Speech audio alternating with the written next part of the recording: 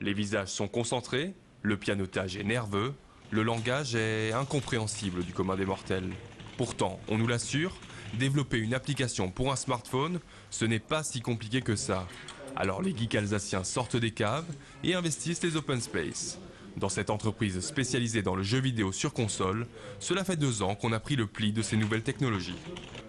On s'est dit que c'était le prolongement naturel de ce qu'on faisait déjà sur Nintendo DS et donc on s'est décidé à déjà jeter un coup d'œil pour voir si la technologie nous allait bien. Et finalement ça s'est plutôt bien passé et par la suite en plus comme il y a eu de la demande, c'était un pari gagnant.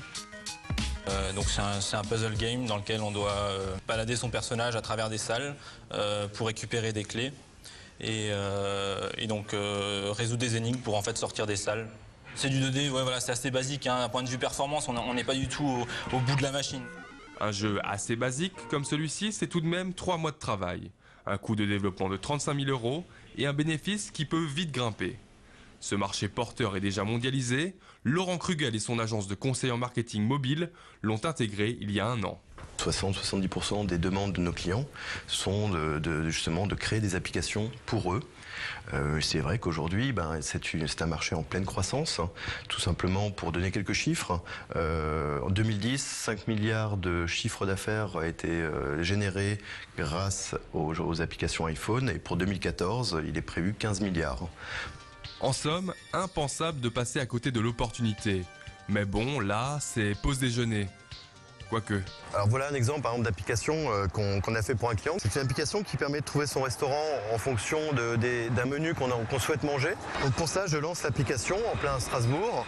Je désigne tout simplement le mot choucroute et je lui demande de me trouver dans un rayon de à peu près 500 mètres, 1 km, 2 km. Quels sont les restaurants autour de moi qui vendent de la choucroute?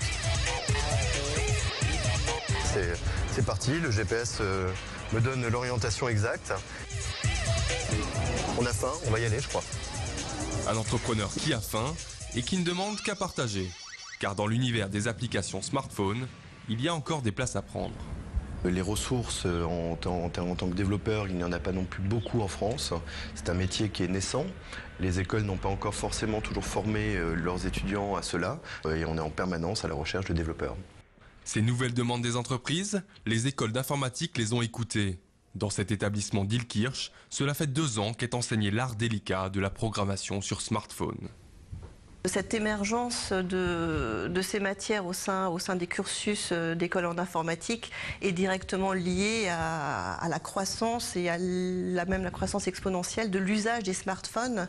Donc spontanément, quand on va proposer ce type de projet, les étudiants vont très vite postuler pour participer, pour créer, pour trouver des nouvelles pistes.